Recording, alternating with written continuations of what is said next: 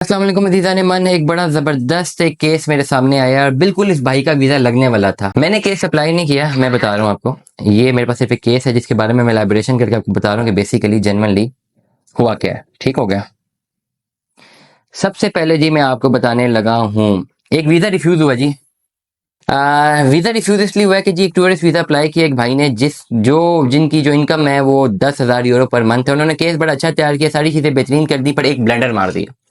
वो ब्लेंडर मारा और ब्लेंडर मारने के बाद उनका यूके का वीजा रिजेक्ट हो गया। ब्लेंडर क्या मारा उन्होंने जी? ब्लेंडर ये मारा कि उन्होंने जब वीजा अप्लाई किया है, अप्लाई करने के बाद उन्होंने किया कुछ यूं है कि अपना जो सोर्स ऑफ इनकम है वो बताया कि वो सेल्फ एम्प्लॉयड है, ठीक है, और साथ बैंक स्टेटमेंट अटैच कर दिए बिजनेस की भी और अपनी जाती बैंक स्टेटमेंट भी अटैच कर दिए।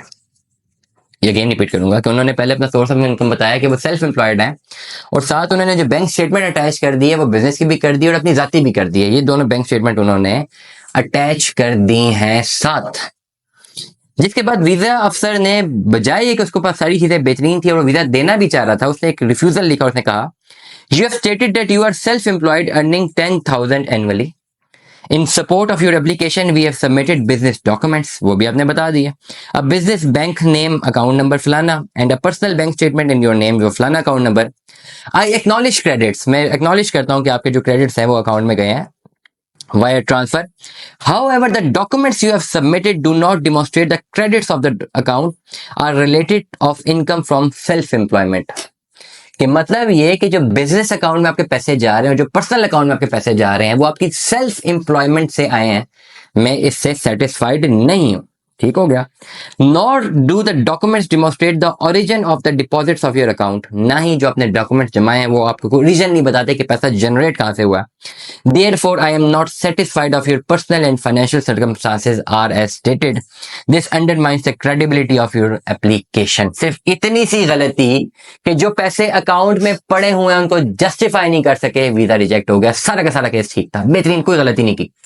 ये गलती क्यों गलती की कि खुद अप्लाई करते हैं, नहीं पता। इतनी अकल इस्तेमाल करें आप लोग कि अगर आपने यूके का विजिट वीजा अप्लाई करना है, बैंक स्टेटमेंट जस्टिफिकेशन बहुत ज्यादा जरूरी है। To be very straightforward, number 1।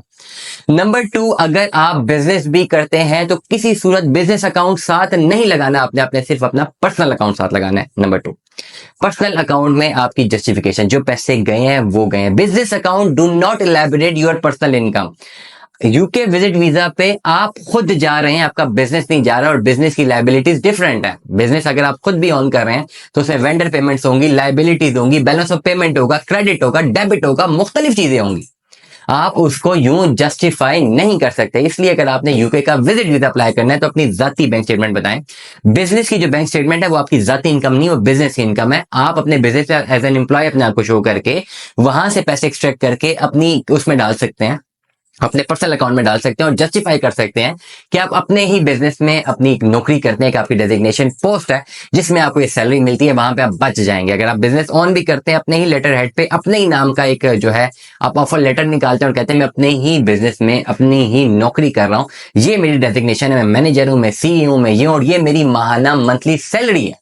वो जो सैलरी आती है वो आपके बिजनेस अकाउंट से डिपॉजिट होनी चाहिए आपके पर्सनल अकाउंट के ऊपर, जिसको आप जस्टिफाई करते हैं मेरी माना सैलरी, हर महीने इतनी सैलरी जो कि फिक्स सैलरी है मेरे पास आ रही है, मैं ले रहा हूं।